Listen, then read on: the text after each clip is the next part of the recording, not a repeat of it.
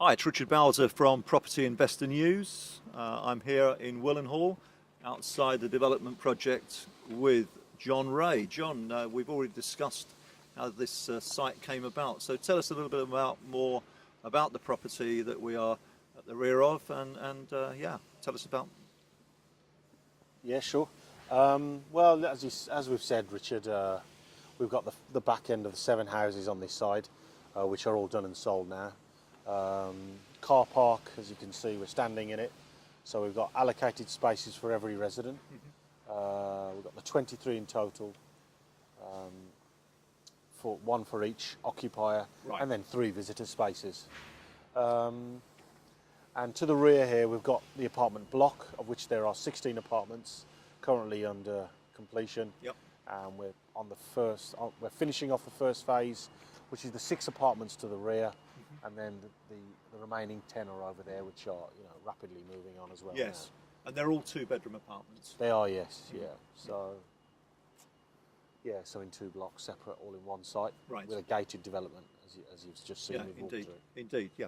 So to immediately behind, it's also got the 4-bedroom houses, which are now all sold. So, John, you mentioned earlier we were talking there was a skeleton framework when you took over the site from via your purchase through the receiver. Is that correct? That's correct, yeah. So basically the envelope was up on the apartment block, walls were up, roof was on. We've had to snag some elements of the roof because there were a few leaks. And there had been some vandalism as well. Right. There had been a small fire on one of the ground floor flats. So I had to get that structurally certified off as well. Yes. There was also, we'd had a few kids sort of breaking in and sort of causing a bit of damage to the entrance on that side. Apart from that, it was just windows were all in. It was all watertight, and we've had to really pick it up from there and then fit every apartment out. Really. Right. So there were no internal fittings. No, nothing Right. really. Okay. So when you took on the site, what were some of the issues perhaps that you had to deal with from a developer perspective? Yeah, so I mean the layouts were pretty much already in place. So we worked off the architect's plan in terms of the layouts of the apartments. Right. Because obviously the services were in place, so the risers were where they were. So we had to work with the layouts that we already had. But that was fine. I mean, we still had a blank canvas to come up with our own interior design. I mean, we're dressing up the outside of the building, as we've just discussed. We're going to be putting some marley cladding just to the corner, just to give a little bit of design feature. Yes. We've got some, wooden panelling which we're going to be having varnished off in some of the communal areas, just to dress it up a bit. Yep. And then with the apartments, because we didn't, quite have that with the houses, we've been able to sort of, just spec the kitchens and the bathrooms, which are always the thing that sell with these kind of things. So, as you know.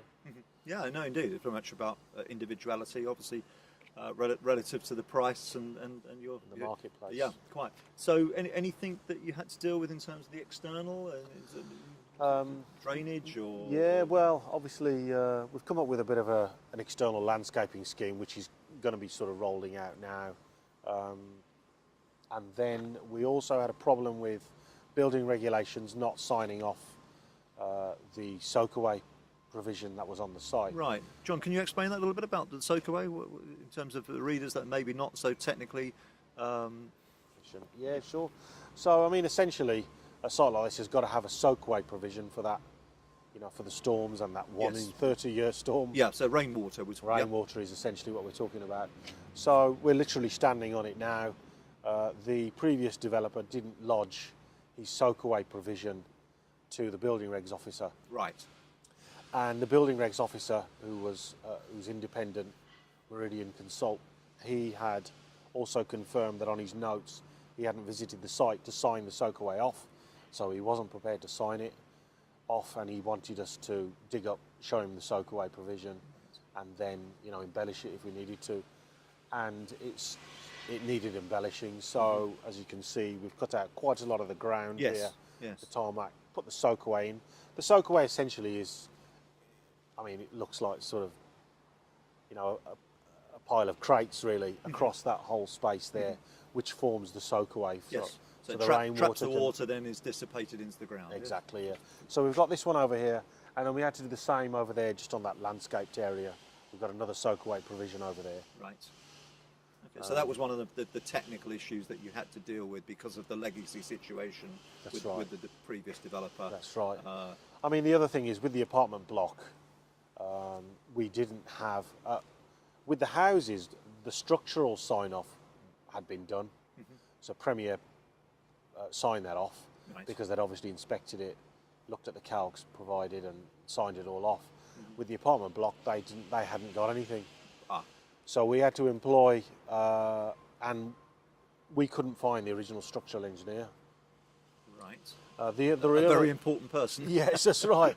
The other guys in the design team, as you know, as they're called, the architect, we found.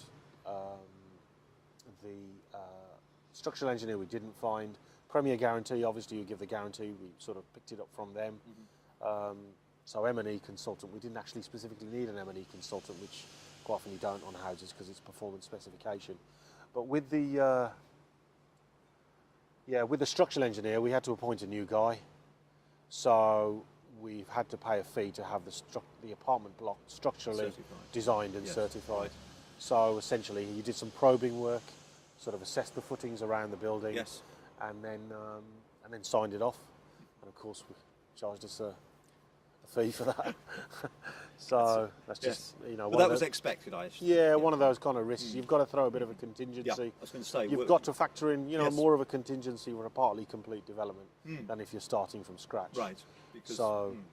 Because there's those unknowns, aren't there? Yeah. So, and given the short time frame we had on the due diligence, I couldn't get that structural engineer to sign it off because we just didn't have the time to come up with a design, right, which we needed. Yeah. So we had that issue as well, really, Great. to deal with.